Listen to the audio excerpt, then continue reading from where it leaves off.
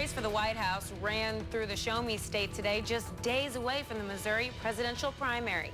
Good evening, I'm Megan Kelly. And I'm Rose Schmidt. Thanks for joining us. 4 of the major candidates were in the state today. We have live team coverage from the events across Missouri. That includes the Hillary Clinton rally in St. Louis and the Ted Cruz rally in Baldwin. But first, happening right now in Kansas City, Donald Trump is back in Missouri speaking at the Arvis Bank Theater at the Midland. He was in St. Louis yesterday. This comes just 24 hours after Trump canceled his rally in Chicago because of concerns about violence. A large crowd of protesters showed up at the University of Illinois Chicago Pavilion hours before the rally started. Earlier today, tensions were high at the Trump rally just outside of Dayton. Secret Service agents rushed the stage. Trump's campaign says agents acted when a man attempted to breach the security buffer. Trump was able to resume his speech once the man was removed. Right now, a crowd in Springfield is waiting for Democratic presidential candidate Bernie Sanders. He is set to speak at Missouri State University in about an hour. We have reporters at the rally who say the energy and support from the crowd has been incredible. They say hundreds of people came out to support Sanders. He was just in Kansas City at the end of February. Today, people traveled from all over the country to participate in the Springfield rally, even if it meant camping out in line for more than 6 hours. The most popular topics were raising minimum wage and making public college tuition free. Supporters say they have a lot of faith in Sanders. One Sanders supporter says, quote, "This is probably one of the last times that we have a candidate for a while that we can really get behind and believe in. I'm trying to do everything I can right now because after this, that's it." Senator Sanders is set to speak in less than an hour. Sanders' Democratic rival Hillary Clinton was also in the state today. We'll send it over to KMU8's Krista Gamalik in St. Louis for more on our team coverage. I spent the morning at Hillary Clinton's rally in St. Louis. The event took place at a training center. It's actually the one behind me, and it was fitting because the main topic of discussion was jobs. Crowds began lining up before 8 a.m. Clinton addressed issues like job creation, unions, and equal pay. She asked those in attendance to help her make it to the White House by voting in Tuesday's primary.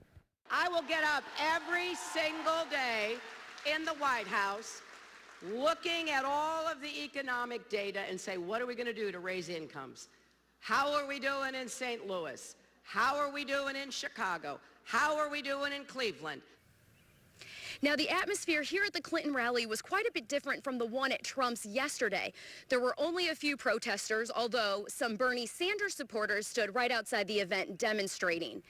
Clinton was not the only candidate in the St. Louis area today. Ted Cruz was also here, and KOMU8's Samantha Myers has more. With Carly Fiorina by his side, Ted Cruz spoke to a crowd of nearly 3,000 people today at Parkway West High School. God bless the great state of Missouri. Sad, and that the First Amendment does not give people the right to silence others. Both Cruz and Fiorina say he is the only candidate that has a chance at beating Hillary Clinton. And Donald Trump has made his billions buying people off like Hillary Clinton. He's not going to change the system. He is the system. Well, we don't live in the world of make-believe. This election is not My Little Pony. There's not a spell that Donald Trump can wave his wand and make happen. The supporters today were relatively calm compared to the ones at the Trump rally yesterday. We spoke to some of those supporters as well as people who were outside of the rally opposing Ted Cruz. We'll have more of that at 9 and 10. Reporting live in Baldwin, Samantha Myers, KOMU8 News. Thanks, Samantha. All the candidates in the state today are campaigning ahead of the presidential primaries that will be on Tuesday. Up for grabs are 52 Republican delegates and 71 Democratic delegates. This is the fewest of the 5 states that will be holding primaries on Tuesday. And if you missed any of today's coverage of the candidates in Missouri, you can go to our website, KMU.com, for more information.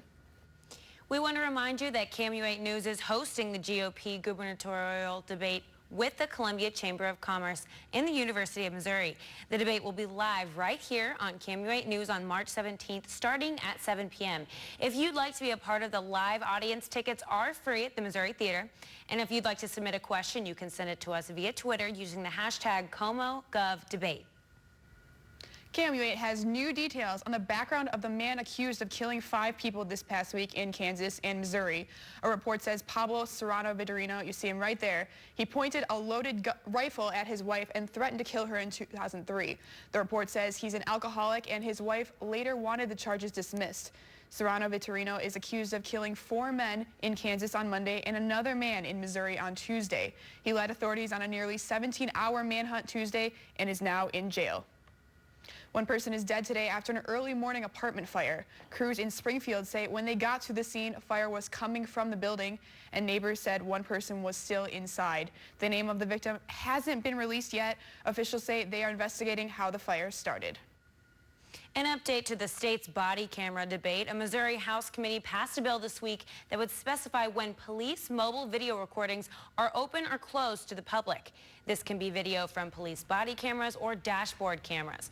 The bill would close any video recording in a non-public location unless a judge says otherwise. Opponents say the public should have full access to these records and at a fair price.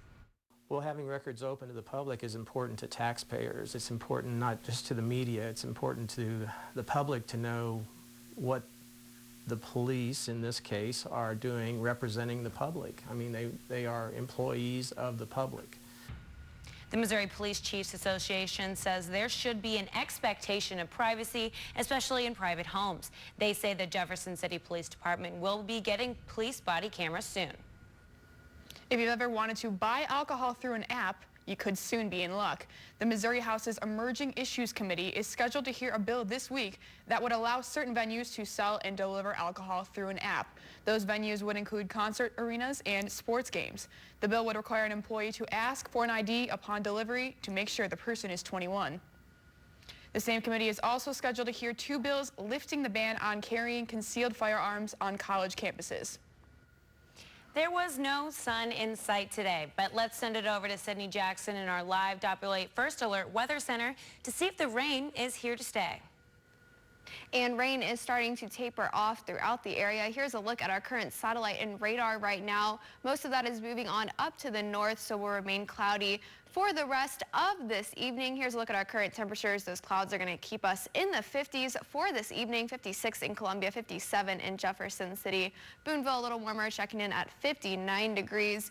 Here's a look at your evening planner. Like I said, we're going to stay in the 50s tonight. We're going to have another chance for some rain closer to midnight, and I'll have details after the break.